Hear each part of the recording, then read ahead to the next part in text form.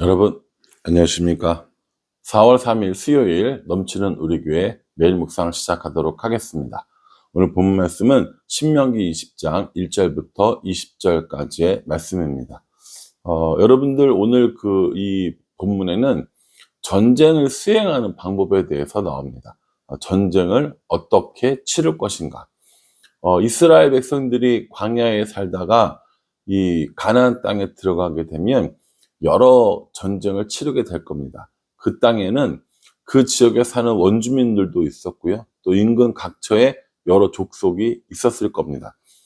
지금처럼 좀 규모가 있는 나라가 만들어진 시기가 아니라 자잘자잘한 여러 민족들이 이 서로 땅을 뺏고 뭐 물건을 뺏어오고 사람들을 뺏어오고 이 정도의 이제 그런 전쟁이었고 또 그 뭐랄까 민족의 규모 이런 거라는 거죠. 그러니까 오늘날과 같은 전쟁을 생각하시면 안 됩니다. 오늘날처럼 뭐 비행기 날아다니고 미사일 쏘고 이 정도 아니고 아주 큰 나라가 서로 싸우는 것이 아니라 어느 정도 규모의 민족들, 족속들 이런 사람들이 여러 족속이 있었고 그들과 싸우면서 땅을 조금씩 얻어가는 그런 전쟁이라고 보시면 됩니다. 이 전쟁을 치르는데 아주 이스라엘만의 독특한 방법이 있음을 오늘 우리에게 알려주십니다. 세 단계로 나눠지거든요. 맨 먼저는 전쟁을 하려고 할 때 제사장이 나옵니다. 제사장이 나와서 뭐라고 이야기하냐면 3절에 말하여 이르기를 이스라엘아 들으라 너희가 오늘 너희의 대적과 싸우려고 나왔으니 마음에 겁내지 말며 두려워하지 말며 떨지 말며 그들로 말미암아 놀라지 말라 라고 이렇게 얘기합니다. 싸우러 나왔거든요. 여러분 전쟁을 치러보지 않은 세대가 대부분인데 전쟁은 무서운 것이거든요. 두려운 것입니다. 내 목숨을 잃을 수도 있고 또 누군가를 또 죽여야 되는 상황도 생길 수 있고 얼마나 무섭고 두려운 상황이겠습니까? 그 전쟁에서 지게 되면 자신이 가지고 있는 것 또 가족들까지 모두 다 어려움을 이렇게 당하는 거기 때문에 전쟁은 두려운 것입니다. 그런데 제사장이 나와서 두려워하지 말라는 거예요. 왜 두려워하지 말라고 하냐면 4절에 너희 하나님 여호와는 너희와 함께 행하시며 너희를 위하여 너희 적군과 싸우시고 구원하실 것이라 할 것이며 이렇게 얘기합니다. 하나님께서 너희와 함께 해주시고 너희와 함께 싸울 것이기 때문에 두려워하지 말아라 라고 이렇게 말씀하시는 겁니다. 전쟁을 하려면 일단 뭐가 중요해요? 뭐 적군이 얼마나 되는지 우리가 가진 것을 얼마나 있는지 어떤 전략으로 싸울 건지 이런 거 생각해야 되잖아요. 그런데 그런 거 생각하기 앞서서 마음을 강하게 하고 담대히 하는데 그것이 다른 것으로 인해서가 아니라 하나님으로 인하여 라고 이렇게 말씀하고 있는 겁니다. 생각해 보면 우리들의 삶 가운데서도 이렇게 전쟁과 같은 상황들이 있습니다. 처음 학교를 가는 혹은 새학년을 맞이하는 아이들도 있고요. 새로운 직장에 가는 사람들도 있고요. 또 새로운 일들을 시작하려고 하거나 뭐 어떤 그 여러 가지 자신이 감당하기 어려운 이런 전쟁 같은 상황을 만날 때가 있다라는 겁니다. 그때 제일 먼저 뭘 하라는 거예요? 마음을 강하게 하고 마음을 담대하게 하라라고 이야기를 하는 겁니다. 저는 신앙의 힘이 여기에 있다고 생각을 합니다. 아이들이 공부를 하는 일에 또 어른들이 직장을 다니거나 학교를 가고 새로운 일들을 시작을 하는 그 모든 일들 가운데 가장 중요한 것이 마음을 지키는 것이거든요. 그러니까 신앙생활을 열심히 하면 그리고 하나님을 잘 믿으면 하나님께서 이 마음을 지켜주신다는 겁니다. 신앙생활 하는 아이들도 공부 못할 수 있습니다.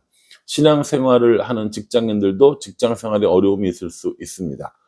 신앙생활을 하는 사업가들도 사업이 잘 안 될 때가 분명히 존재할 겁니다. 그런데 예수님을 믿지 않고 하나님을 믿지 않는 사람들처럼 그 일로 인하여 낭망하고 두려워하고 떠는 것이 아니라 오히려 마음이 강해지기 때문에 어려움이 있어도 이길 수 있고 승리할 수 있다라는 것을 우리에게 보여주고 있는 겁니다. 아이들을 키워보시면 알겠지만 요즘에 아이들이 사실은 이 교회나 하나님보다는 세상적인 것들에 더 많이 흔들리는 것들을 보게 됩니다. 무분별한 매체, 그렇죠? 또 드라마, 유튜브, 게임, 이런 것들로 인해서 마음을 강하게 하고 마음을 담대하게 할 시간이 없다라는 겁니다. 직장인들도 마찬가지죠.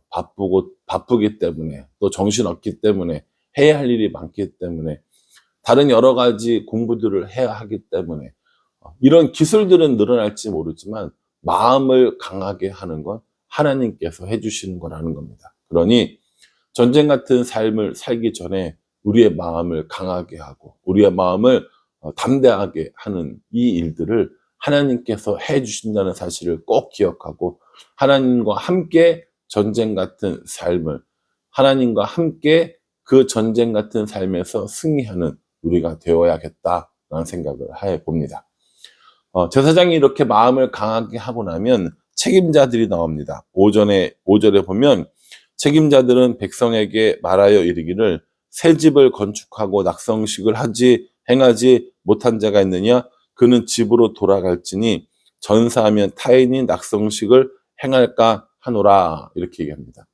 새로운 집을 건축을 했는데 낙성식, 그러니까는 새로운 집을 지은 걸 축하하는 자리죠. 그걸 못한 사람이 있느냐? 그럼 돌아가라 이거예요. 돌아가라고 그럽니다. 그 새 집에 대한 걱정, 그리고 이제 뒤에 나오는 포도원에 대한 걱정, 그리고 약혼하고 결혼하지 못한 이런 여러 가지 걱정 때문에 그 걱정이 다른 사람들에게 옮겨갈 수 있기 때문에 그런 걱정을 할 사람들은 돌아가라 이렇게 얘기합니다.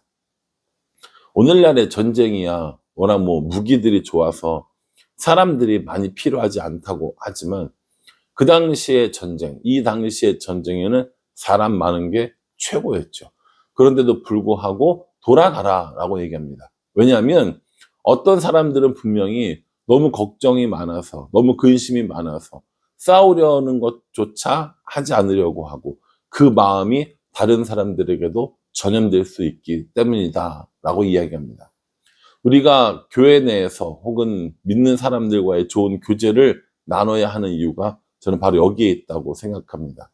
걱정과 근심이 많은 사람과 함께 있으면 나 역시 걱정과 근심이 많아질 수밖에 없는 거죠. 그런데 걱정과 근심으로 사는 사람이 아니라 하나님과 함께 사는 사람은 하나님과 함께 승리하는 법들을 배울 수 있는 거죠. 그래서 우리 주위에 걱정과 염려가 많은 사람이 있는지, 아니면 믿음의 사람들이 많이 있는지 한번 생각해 봐야 되고요. 또 나는 다른 사람들에게 걱정과 근심을 이야기하는 사람인지 아니면 하나님을 이야기하는 사람인지 한번 생각도 해볼 필요가 있다고 봅니다. 우리가 우리 주위에 있는 사람들의 영향을 받으며 살고요.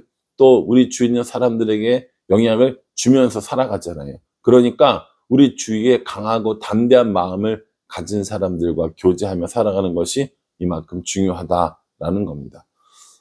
이렇게 하고 난 다음에 이제 군대 지휘관들이 사람들과 함께 전쟁을 하러 나가는 것, 이것이 이스라엘이 전쟁하는 방법이라는 겁니다. 제사장이 먼저 나와서 이야기하고 그 다음에 책임자들이 돌보고 그 다음에 이제 전쟁의 지휘관들이 나온다라는 것이죠. 여기서 이제 책임자라는 것은 관리라는 말로 쓴다고 합니다. 그러니까 제사장이 먼저 나와서 이야기하고 관리들이 이야기하고 전쟁의 실무자들이 나온다라고 보시면 되는 거죠. 이건요, 전쟁을 하더라도 그 전쟁이 무기나 병력에 있는 것이 아니라 마음에 있음을, 하나님께서 강하게 해주시는 마음이 승리의 비결임을 알려주고 있는 겁니다. 우리들의 삶도 마찬가지라고 생각합니다. 내가 가진 것이 승리하게 해주는 것이 아니라 하나님이 함께 하실 때 승리할 수 있고 하나님과 함께 하는 그 마음이 강하여질 때 승리할 수 있다라는 사실을 기억했으면 좋겠습니다. 저도 교회에서 여러 가지 일들을 하고 진행할 때 걱정스러운 마음, 두려워하는 마음들이 먼저 앞설 때가 있습니다. 그때 걱정과 두려움, 근심, 그런 것들보다 하나님이 주시는 강한 마음이 먼저라는 것을 다시 한번 깨닫게 되고요. 어떤 일을 하려고 할 때 머리 굴리고 계산하고 계획 세우고 하는 것보다 하나님께서 함께 하심을 잊지 않아야겠다라는 적용을 스스로에게 한번 해보게 됩니다. 이렇게 전쟁을 준비하고 나가 싸울 때에 멀리 있는 나라들, 그러니까 가나안 땅에 있는 점령해야 될 가나안 땅에 있는 사람들이 아닌 다른 소수 민족들에게는 먼저 화친을 이야기하는 것을 볼 수 있습니다. 먼저 화친을 권면하고 그 화친을 받아들이면 함께 거하면서 조공을 받는데, 만약에 그 화친을 거절을 하면 남자들은 다 죽여라. 그러나 여자들과 그들의 소유는 전리품으로 취해라. 라고 이렇게 이야기하십니다. 근데 이거는 가나안 땅에 사는 족속들에게는 해당되는 게 아니라고 이야기를 하세요. 16절에 보면, 17절에요. 곧 헷 족속과 아모리 족속과 가나안 족속과 브리스 족속과 히위 족속과 여부스 족속을 내가 진멸하되 내 하나님 여호와께서 내게 명령하신 대로 하라라고 말합니다. 가나안 땅에 거주하고 있었던 이 가나안 땅의 토착 원주민들은 다 진멸할 것을 이야기하는 것이죠. 호흡이 있는 사람은 다 진멸하라고 이야기합니다. 남녀노소를 가리지 말라라는 거예요. 그럼 왜 이렇게 가나안 땅에 사는 사람들에게는 진멸을 명하였냐면 18절에 이는 그들이 그 신들에게 행하는 모든 가증한 일을 너에게 가르쳐 본받게 하여 너희가 너희 하나님 여호와께 범죄하게 할까 함이니라 라고 얘기합니다. 이 사람들을 살려두면 결국 이 사람들이 이스라엘 백성들을 올가미가 되고 범죄하게 하고 우상을 숭배하게 하는 일들이 있을 수 있으니까 이것들은 반드시 진멸하라라고 이렇게 말씀하십니다. 우리들의 삶 가운데서도요, 반드시 하지 말아야 할 것, 반드시 끊어내야 할 것들은 끊어내야 함을 알려주고 계십니다. 악한 것들과 타협하기 시작하고 악한 것들과 섞이기 시작하면 결국 그 악한 것들로부터 영향을 받게 되고 우리도 하나님을 떠나게 되는 그러한 일들을 하게 된다는 겁니다. 예를 들어서요, 돈을 버는 것이 나쁜 일입니까? 아니요. 돈을 많이 벌어야죠. 돈을 버는 일이 나쁜 일이 아니라 그 돈에 매몰되는 게 나쁜 거라는 거죠. 영향을 받게 되는 게 나쁜 거라는 겁니다. 자녀를 키우는 것이 나쁜 일입니까? 아니요. 자녀를 잘 키워야죠. 그런데 그 자녀에게만 집중하는 것이 문제가 되는 겁니다. 국회의원 선거가 얼마 남지 않았는데 정치를 하고 권력을 잡는 것이 잘못된 겁니까? 아니요. 누군가는 정치를 해야 되고 누군가에게 권력을 부여하는 일이 맞습니다. 그러나 그 권력으로 자신의 이익을 얻거나 자신의 힘을 보여주고 싶어 한다면 그게 잘못됐다는 거죠. 그러니까 악과 타협하는 것이 아니라 악과 함께 살아가는 것이 아니라 악을 제거하고 온전히 하나님만 섬기게 하기 위해서 이 가나안 땅에 사는 족속들은 반드시 다 진멸하라라고 말씀하십니다. 오늘 이 10장 말씀에 보면 전쟁하는 방법에 대해서 나오는 거거든요. 어떻게 전쟁할 것인가? 마음을 강하게 하고 하나님과 함께 전쟁을 치르며 또 악하지 않은 것들과는 악하지 않은 그 민족들과는 화친을 이야기하지만 악한 것들과는 반드시 끊어버리라 라고 이렇게 우리에게 말씀해 주고 있습니다.